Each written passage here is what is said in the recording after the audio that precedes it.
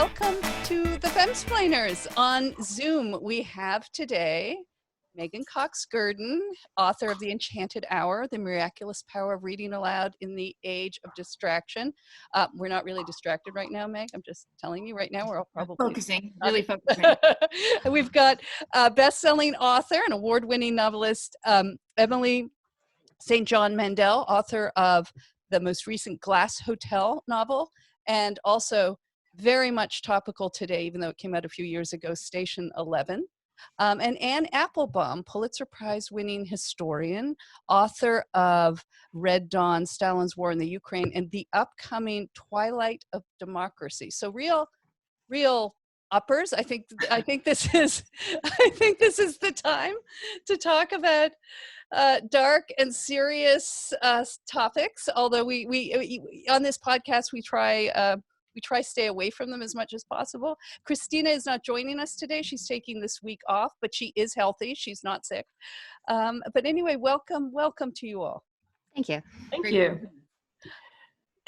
And you were, we wanted to talk before, Emily, we get to Glass Hotel. We, of course, have to talk about Station 11. And Anne, you were in, let's just say where we all are. Anne, you're right now in rural Poland. I'm in rural Poland. I'm in my Polish country house. And Emily, you're in Brooklyn. Meghan is with me in Washington, D.C. Yeah, and I'm in rural Washington, D.C. I'm just outside Washington, D.C. And you were in Italy right as the pandemic descended. I was in Italy. I was teaching in Bologna right when the first news of the sudden uptick in Italian cases rose, and the first closures began, and the first conversation that we've all become used to about, do you close down, do you open up, what's dangerous, what not, began. And I have to tell you, one of the reasons I really wanted to do this podcast today is my first thought was, oh my God, Station 11, which is a book I'd read a couple of years ago. And I know that Meghan Gurdon had also read it because we were reading it at the same time, and we talked about it a lot. And I even emailed Meghan and I said, this is Station 11, isn't it? And she said, yes, it is. And of course, it isn't Station 11. We should probably give away, for those who haven't read it, some of the plot of that book, but it begins with an actually much worse pandemic than the one we're in now, which destroys something like 95% of humanity, and civilization is essentially wiped out. And the plot of the book revolves around what has survived, which pieces of civilization make it through this catastrophe. And some of the things that make it through, like Shakespeare and classical music, are sort of deep, important things that you would expect. And some of them are rather random, like a comic book that turns out to be the key to the plot of the book. But one of the things that's so good about the book, and one of the reasons why I thought of it in February, was it describes very much this moment when something big and bad is about to happen, and people understand it at different moments. So there's a scene where there's a guy who's already doing panic grocery shopping before everybody else has figured out that anything is wrong. That was me this time, by the way. Yeah, this is a little bit what Italy was like. It was exactly like that. There were people saying, I remember my husband was there with me. We went to a restaurant, and the waiter was saying, this is ridiculous. They're closing things down. Italians just panic so much. It's so silly. And that was and then like literally a week later, borders started to shut.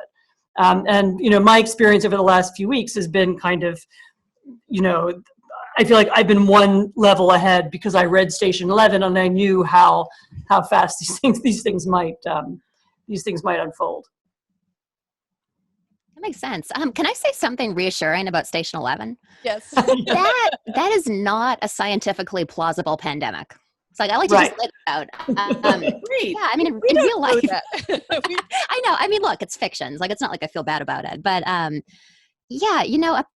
illness that spread that quickly and killed people that fast would just burn itself out before it could really take down civilization. But of course, now what we're seeing is the kind of flip side of that, where it seems like the mortality rate of COVID-19 is quite relatively low. And yet it's incredible how devastating a single digit or less mortality rate can be to societies. So yeah, that's something that I think I wouldn't have predicted about the present moment.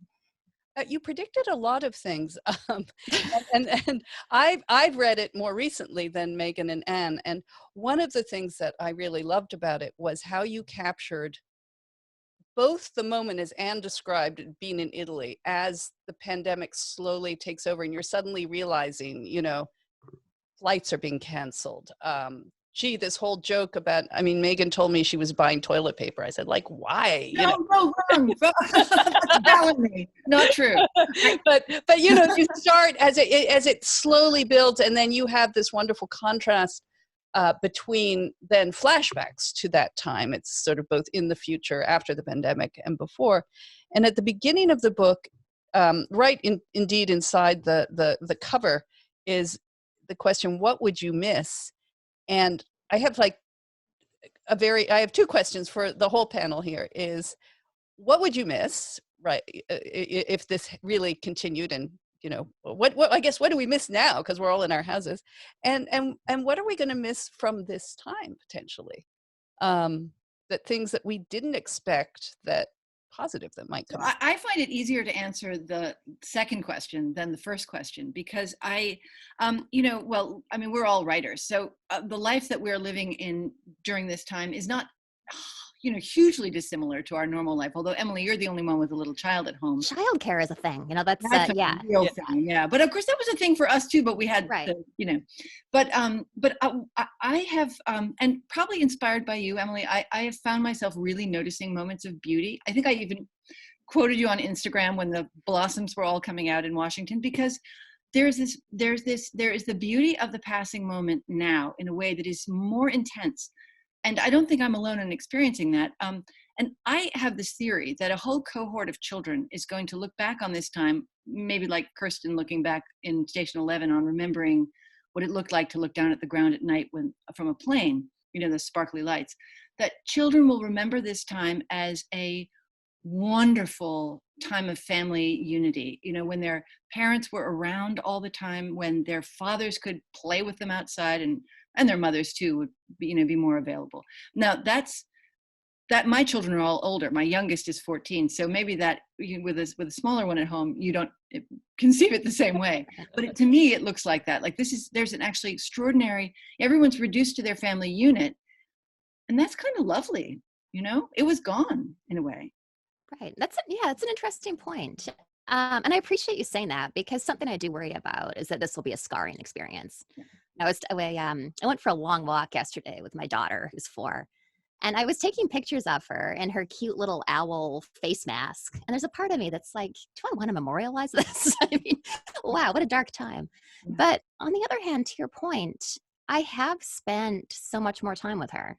And sometimes that's been really hard, because I'm used to getting more like 6 hours a day of childcare, and, paring down to 3 because I'm juggling with my husband, and his job has a lot of scheduled calls.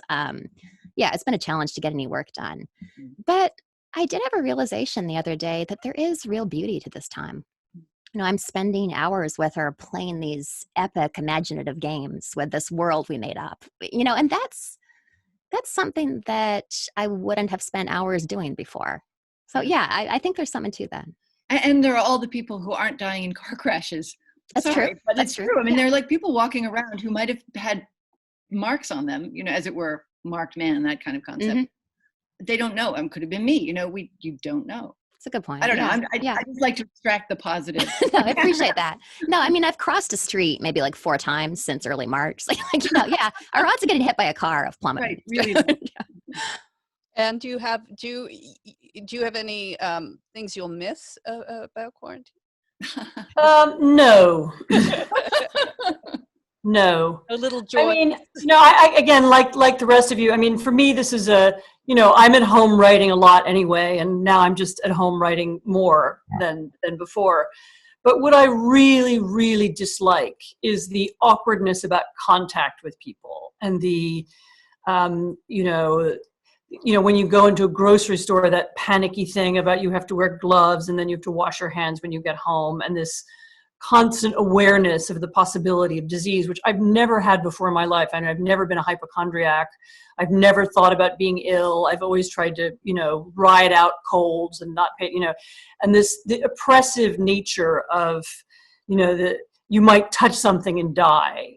I find it almost unbearable. And, I'm fine when I'm at home, and, we're very lucky. We're out here in the middle of nowhere, and, mostly I don't have to experience it. But in the last few days when I was in Italy, and then I was in London for a few days before we came out here, I had this sense of kind of almost constant panic about, the virus. And I just want that to be over, and we can return to shaking people's hands and kissing people on the cheek, and not having to wave at the neighbor from across the road. I really, really dislike this feeling of contagion. I think it's so unpleasant. For me, it kind of darkens and colors everything else.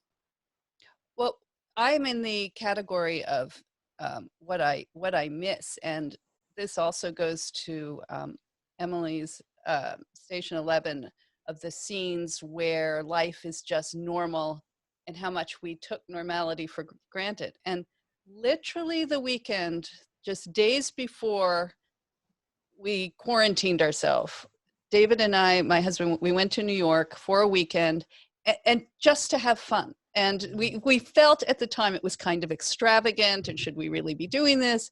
But we saw friends, and we went to museums, and then we went to restaurants, and we went to a bar, and then we got on the Amtrak train with, packed, and came back. And I mean, every step of that is something, every moment of that is something that is impossible now. Right. And you But do look also, back on it Danielle, in awe that you did this. I remember you saying when you came back from that trip that you'd bought 2 beautiful frocks. 2 dresses. They're Right? still hanging in plastic. Yeah. I mean, I don't know when I'm going to wear them. I put on high heels the other night for the first time just to go down to dinner in my, kitchen. And it was fantastic. I felt amazing. I actually think perhaps this would be a modification we should all make. I did it one time, I have to say. But the morale boost was unbelievable. Right. We should all dress for dinner, just like in the country houses of the UK in like 1800s. Yeah, we're all That's moving. Apparently, cocktail hour is reviving in this Zoom fashion. People are like making that effort to differentiate the day and the time. Emily, how are you coping? How are you? Again, you capture so well that kind of loss of sense of time and purpose, and what was the motto of the caravan that traveled? Oh, right. Survival isn't sufficient. Star Trek. Yeah. Survival isn't sufficient. And that's what I think we're all feeling right now. We don't just want to survive. Yeah, I'm coping pretty well. I live in Brooklyn. The reason why we bought this house, it needed a ton of work, which we knew going in, but it has some pretty amazing rooftop terraces. So we've got a lot of outdoor space. I've got this container garden I've been building for years, and it's going to be pretty spectacular by the end of this, I have to say. I'm home gardening. So that's, day to day life is fine. Groceries come in once a week. We obsessively scrub all the bananas with soap and all the rest of it. The difficult thing is my entire family is in British Columbia, and I don't know when I get to see them again. So that's the heartbreaker. But day to day, it's okay. We've got a really clear schedule with our daughter. We're both, my husband and I are both able to somehow get our work done, even though there's never quite enough time. And she seems to be doing okay. So yeah, I'm feeling really lucky and also a little sad, I guess is the summary there. Emily, it strikes me that you are kind of a prophet. Several Not on purpose. Over. No, I mean, I'm a little scared about what you're working on next. So I have to say, I love and absorbed every word of Station 11. I'm only about a third of the way into the Glass Hotel, and I was contemplating trying to rush finish it for this conversation. I can't bring myself to do it because it's just so great. But I don't think there's any spoiler in what I'm about to say. The level of prophecy that continues into this new novel, and that is when there's a character who finds himself in a low security prison, and it's not as bad as he thought it would be. And it strikes me that that's also a picture of where we all are now. I mean, those of us that say not working in hospitals, those of us who are actually fortunate to be in a secure environment. It's not as bad. Well, sorry, Anne, maybe for you it is, but it's not as bad as I would have imagined. It's astonishing how each day unfurls, and there are I don't know, you just, there you are, and you can do it. Yeah, it's I think you can get used to pretty much anything. It's kind of been my takeaway from this. And like Anne, I can't wait for it to be over. I miss people so much. but Yes. but day to day, it's fine. We're I'd venture to say we're all pretty lucky here. And it feels like it could be very much worse. Yeah.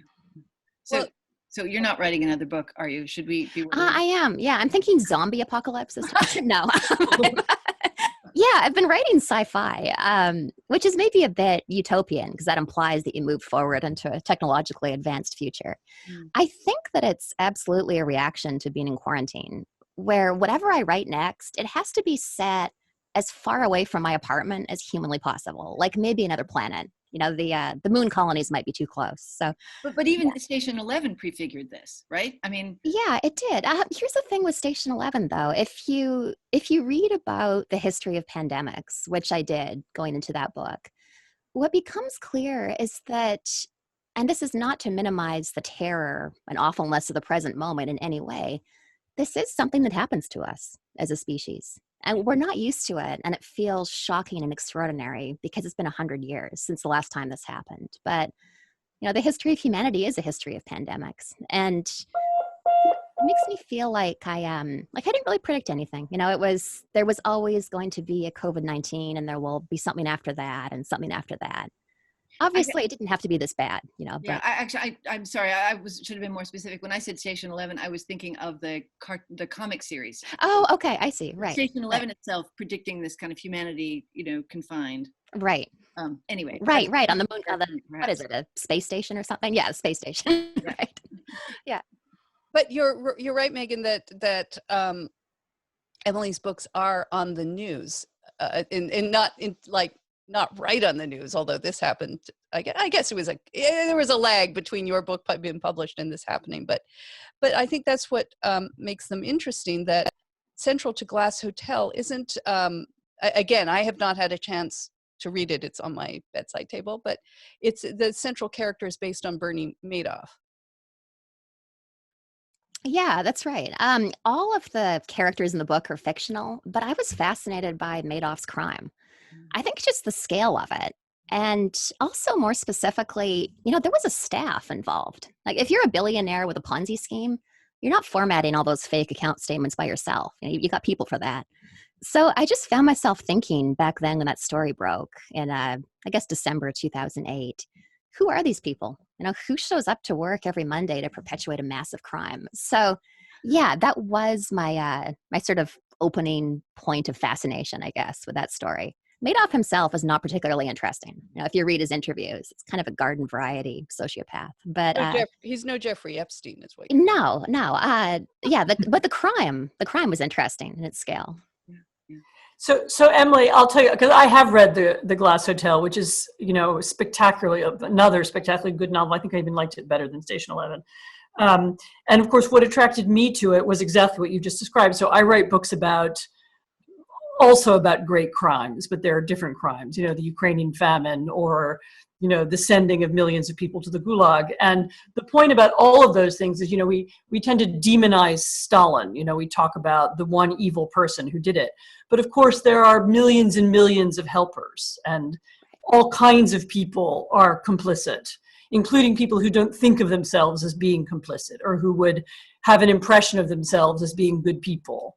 And yet people do learn to collaborate. And that's one of the themes of the novel. So again, for those who are listening who haven't read it, it's a novel about someone who carries out a Ponzi scheme, but it's told from all kinds of odd perspectives, from the billionaire's, she's not really his second wife, but his girlfriend, from, a random person who once knew his brother, so the random people who are dragged into the story by the scale of the crime, is what makes it fascinating. And then how does this unethical thing, there's a central unethical practice at the center of the book. And then how does that kind of go out in concentric circles and encompass lots of people?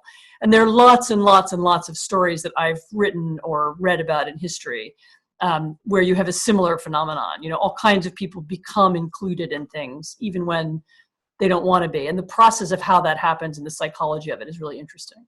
I agree. And I think you've touched on something that really fascinates me, which is, has anybody met anybody who feels that they're not a good person? Like, it seems like this weird universal. Everybody thinks they're a good person, no matter what they've done and what crimes they've committed. It's like this sort of psychological defense mechanism we all have.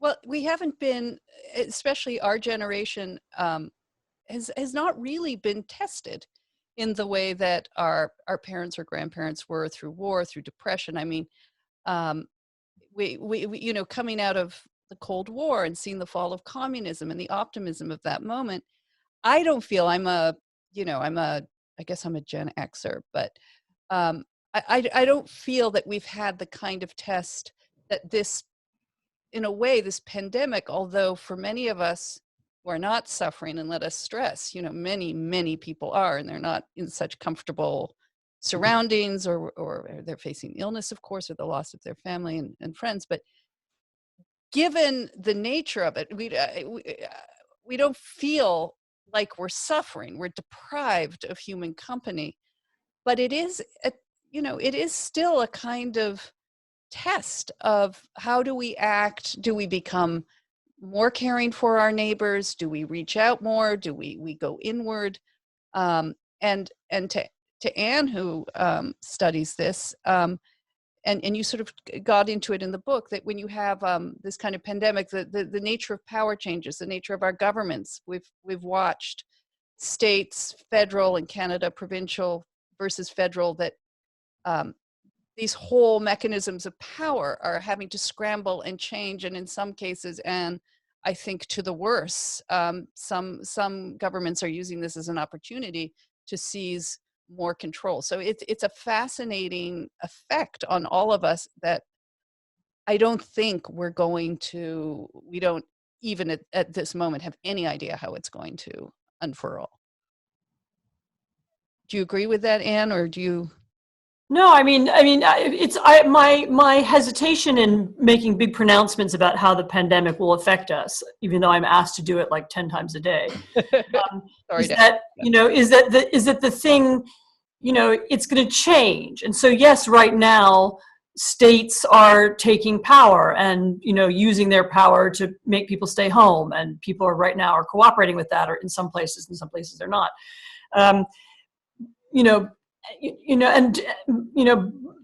But down the road there may be a counter reaction. In other words, there may be a kind of anti-state mood that emerges after 6 months. So it's saying exactly how this is going to affect the longer term workings of power is very difficult. I think, Danielle, before we got on this call, we were talking about Emily's novel.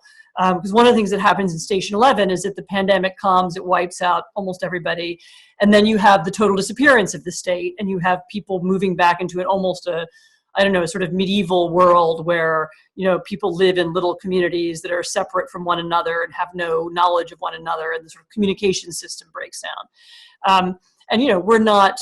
We're not anywhere near that, but, there are, you can see how this could lead in that direction too. In other words, right now the state trying to grasp power, later on, different regions beginning to behave in different ways. For example, I'm right now in rural Poland, where no one we know here has the virus. I know lots of people in London who've been sick, and I know people in New York who've been sick. But out here, no one is sick. No one knows anyone who's been sick. And the whole apparatus of the conversation about the virus begins to seem pretty theoretical. And it's not that people are doing anything bad and cheating here. It's more that since nothing is happening and no one is ill, why shouldn't we go and visit our mother-in-law?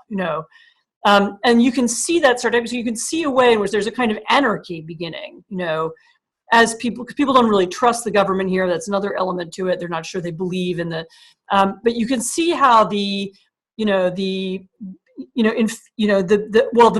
of the pandemic is a state grabbing for power. You could see how a sort of anarchy is beginning to seep through the society, and I can imagine that's happening in other places too. You know, there's an opposing kind of element to that, I think. Yesterday I was out walking and I saw a man, not an old guy, sort of young man, mowing a lawn, wearing a mask. There was no one around him. I mean, it's completely empty street, empty yard, and he's wearing a mask to mow his lawn, you know? And it just struck me as, I thought, you know, you're not going to get COVID from the grass, you know? Right. That's like a new kind of virtue signaling. That's really interesting. Yes, I think that's exactly right. That's exactly right. And people do scowl at me a little. I mean, I have a mask, but I only put it on if I'm in immediate contact with people, you know, Right. Come on. Yeah, but there is a rise to lawlessness that we're seeing across the states of people getting fed up, this determination to open things even if it's not safe. And often, I think the thing that distresses me the most is forcing people back to work who are not going to be safe, just for the sake of opening. One of the fascinating, and I'm sorry, I'm just going to go here, Emily, you're Canadian. I'm Canadian. I want to talk about Canada for a second. And like, can we talk, like, what are we doing here? Is like the question. I mean, well, no, I was going to say, I love watching the Canadian reaction to this. As Anne said, there's like a Polish character to it. Mm-hmm. Canadians have been so obedient on this that when I talk to my family, we have a cottage up there, and I talk to our neighbors at our cottage, like everybody is doing exactly what they're told to do. The government help is rolling out in a very efficient fashion. And you turn on the TV here and there's like people with guns marching on state capitals. Yeah, and ridiculous. You have wrote an essay about about when you were book touring, walking into a cafe in an open carry state, I guess Michigan. Yeah, that was Michigan. And you were just sort of like, I'm a Canadian. I'm not like, don't shoot. Yeah. Yeah. You know, the question that keeps coming up for me, so I love living in New York City. Like, I don't want to leave. It's wonderful. But then if you have dual citizenship, at what point is it just bad parenting to raise a child here when they could be there? Like, that's the question I grapple with. And, you know, to the point of that essay, I used to think of that strictly in terms of gun violence and school shootings, where, of course, you know that statistically the odds of that happening are vanishingly small, and yet it does happen all the time. But yeah, seeing the disparate responses to the pandemic has kind of brought that home for me again.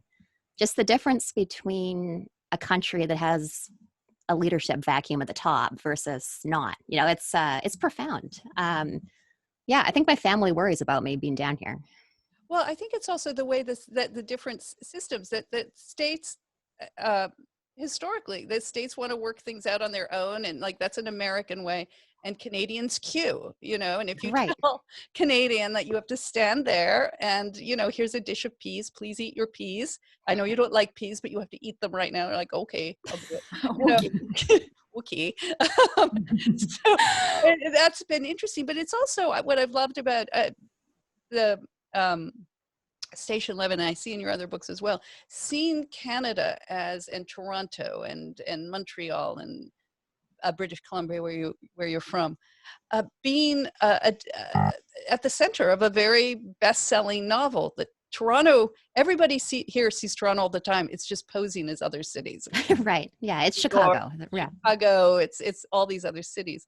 Maybe you could tell us a little bit about your Canadianism and how it's affected your writing, and why not just set it in New York? Why do you feel the need to evoke the Elgin Theatre in downtown Toronto? I went to school in Toronto, and I really have a lot of affection for that city.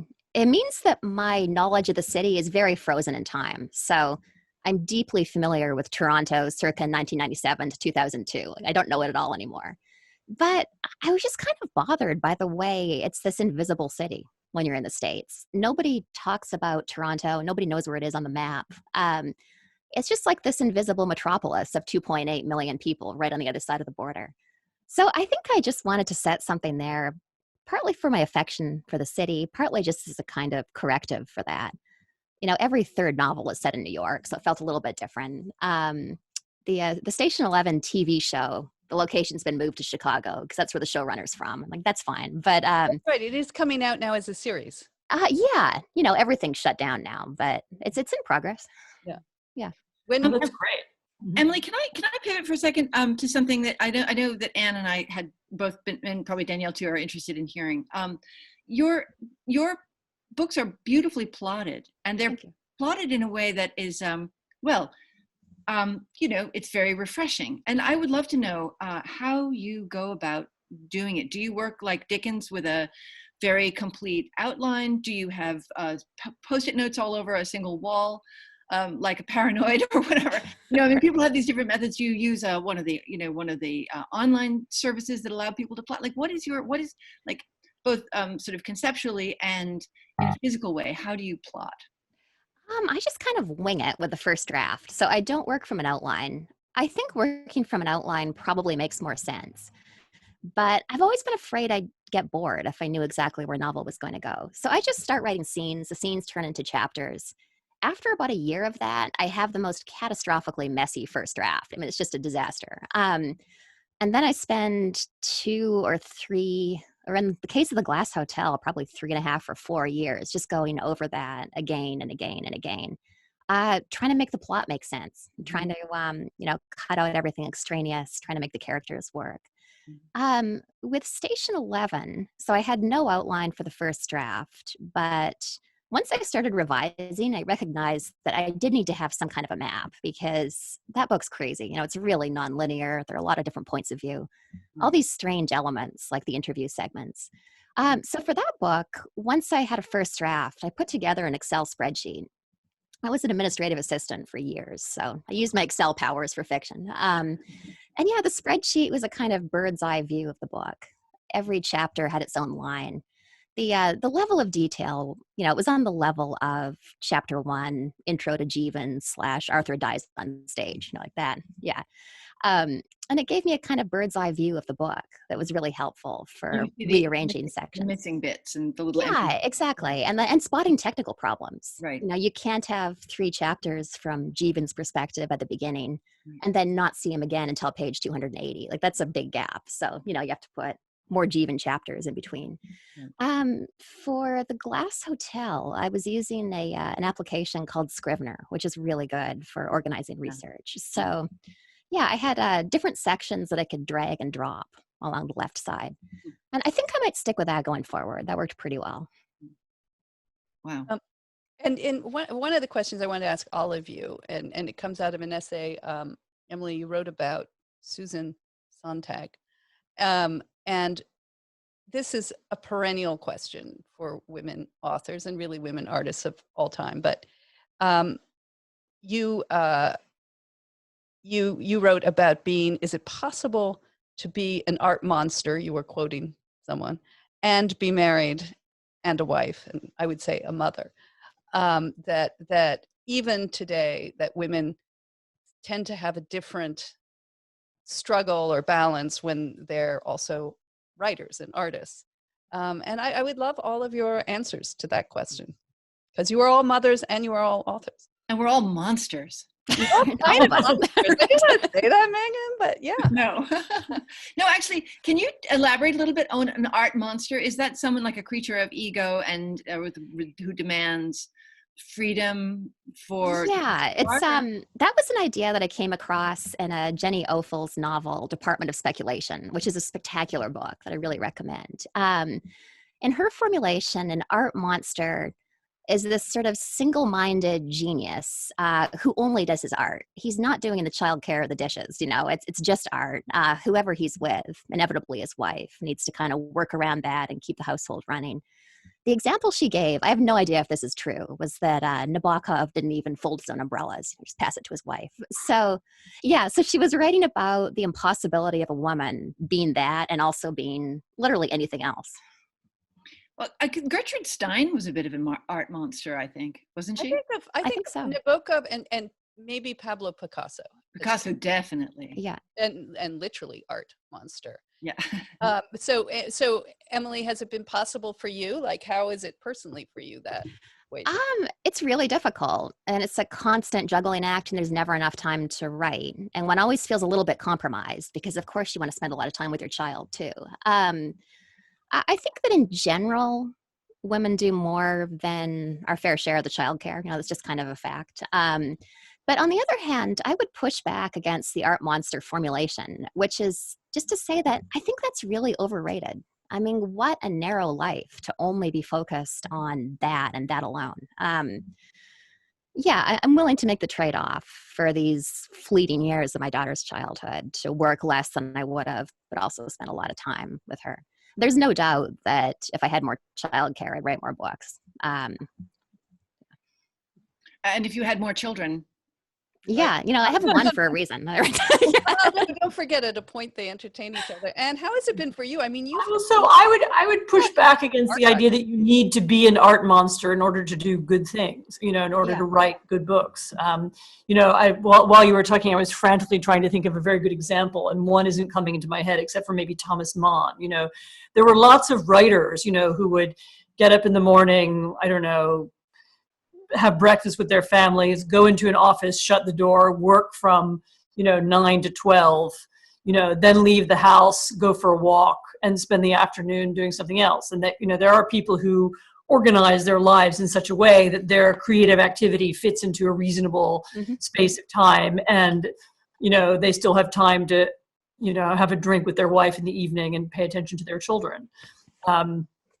The other one who comes into my head is Kant for some reason, because he famously would go for a walk at the same time every day. I mean, maybe you have to be German in order to be that kind of writer.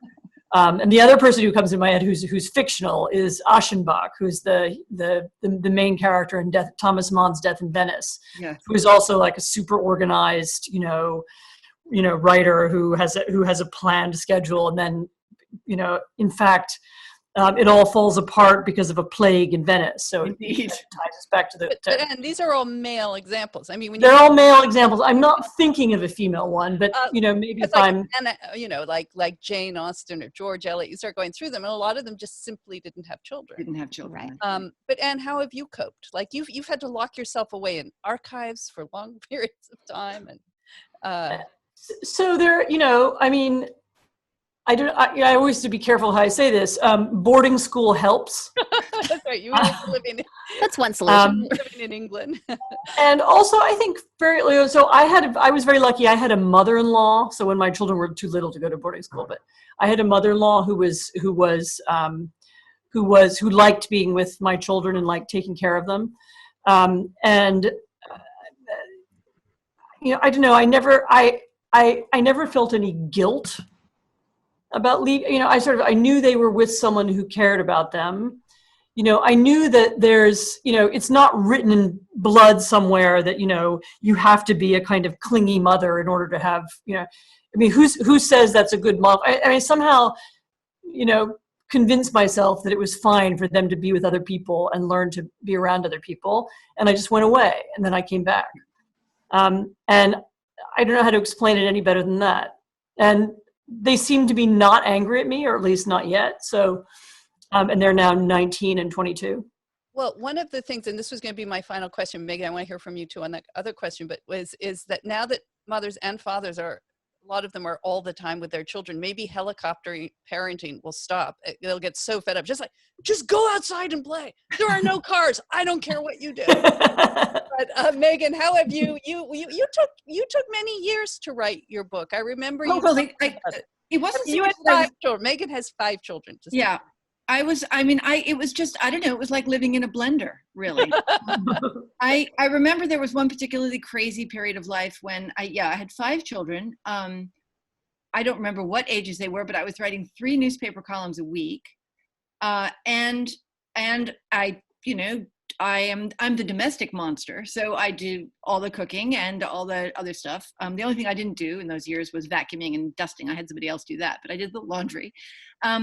And it was just like all the time, but it was really fun in a way. I mean, I think back on it, it was kind of chaotic. There wasn't any, I admired and envied all my friends, 2 of whom were on this podcast, for being so incredibly productive with your books and your book tours and all that kind of thing. And there wasn't any chance, and I couldn't organize my thoughts.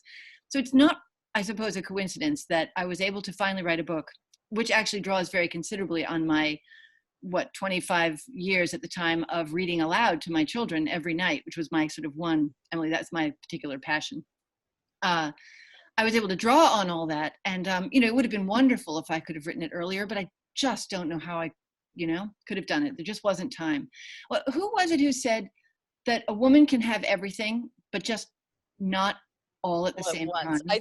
I don't know who originated that. I will just say quickly that I wrote endlessly before I had children, but nothing got published.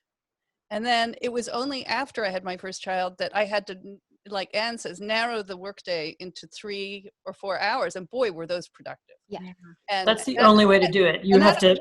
Yeah, exactly. And I think that's true of any artist. There's Cassia. Emily Hi, just honey. brought up her beautiful daughter, Cassia. Yeah. Hi, Cassia. Okay, last question. Wait, We haven't heard how Emily does it.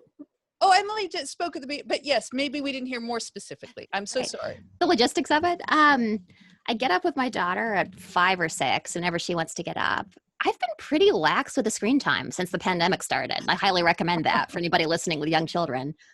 She gets her morning movie, which is an hour and a half where she eats breakfast in front of Moana or Frozen or whatever. And I frantically do housework and answer emails. Hang out with her for the morning.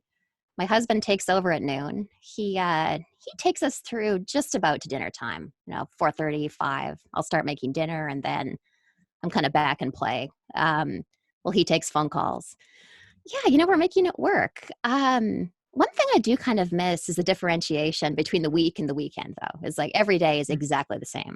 And time blurs in a very strange way under those conditions. People are reporting being lethargic as well. I'm very much trying to keep distinctions between weekends and weekdays. In fact, our eldest daughter, who's back living with us for this, and she has a friend who lives a block away, and they will socially distance cocktails, once a week in his backyard. But she said, we agreed, but we're only going to see each other on weekends because we need to differentiate. That's a good idea. The time. Idea. So it's all right. But here was the last question: is what are the big changes you see coming out of this in the way we live, in how things are done? Emily, you've thought about this obviously the hardest because you had to write a whole novel on obviously a much worse situation. But what do you think? It could be anything. What do you think is going to come out of it?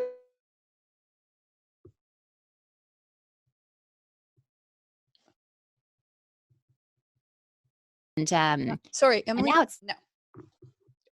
I'm Emily? Yeah. Are you there? Okay. Yes. Go ahead. Hi. Sorry. Okay. Pause. Something I've been wondering about is if book tours will still be a thing when all this is over. The expense of book tours is so spectacular.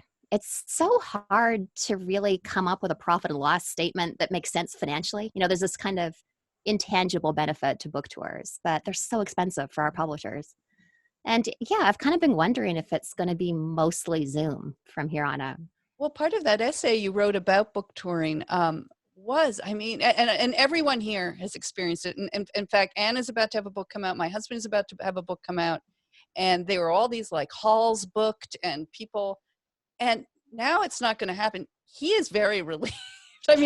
He's worried about the book, but he's thinking, because it, in a way, as you mentioned earlier that you had done an event, Emily, with Politics and Prose. Oh dear, I think Danielle is. No. You froze for a second. Sweetie. Can you hear me? Yes. Where you did a book tour in, you did a book event in Politics and Prose, which is a local bookstore here.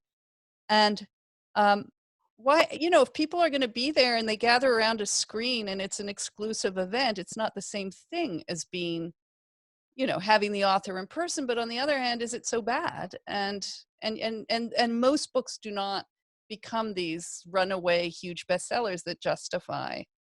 It's not just book tours. It's business travel of all kinds. Right. Right. Now that it turns out you can have a perfectly acceptable meeting, online, and actually it takes up less time, and and there's less chit chat and sort of time wasting. I think there's going to be a lot more of it. I find that kind of a bummer because one of the joys in my life is I love speaking to large groups of people. Not large groups of people, nothing probably like any of you, but decent sized roomfuls of people. And I enjoy flying to a new city and talking to the people there about how things are and going to their local art museum and speaking at events and signing books, and I get a lot of energy and joy from that, and also money, and that won't Yeah, I fees get hear. reduced if you appear in Zoom and not in person. Yeah. Yeah, it's I mean, 50%. Yeah, I think that whole, I wonder how long, it may be years before that whole world comes back. But and other kinds of business, being in conferences, all kinds of things. Although the other thing one realizes is that, really why did one go to the conference? One went not because the panel discussion was going to be so fascinating. You went to see people. And all those little conversations on the side, and the drinks with somebody in the evening, and all that was really what, draws you to this. I feel the same way actually about music. Lots of people have been sending around these amazing orchestral performances that people are doing and putting online. But, I always liked the feeling of going to the symphony hall, and getting slightly dressed up, and, looking at the chandeliers on the ceiling and seeing who else was there, and, sitting at home in my, by myself, watching it on a screen. It's, what do I need to do that for? I can get it, I can listen to the radios. So it cuts both ways. I mean, I think on the one hand, a lot of these things are going to suddenly turn out to have been unnecessary.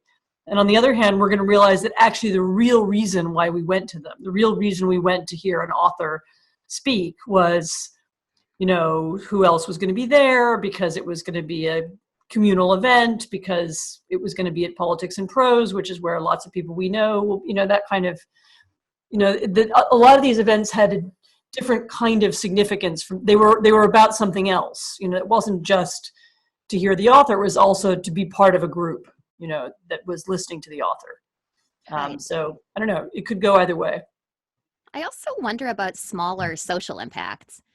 I mean, in retrospect, why did we think it was a good idea to shake hands, let alone do that like double cheek kiss thing during flu season? Like that seems kind of dumb in retrospect. And I wonder how long it will take for those things to come back. I think those are officially gone right away. What will our new gesture be? Kind of.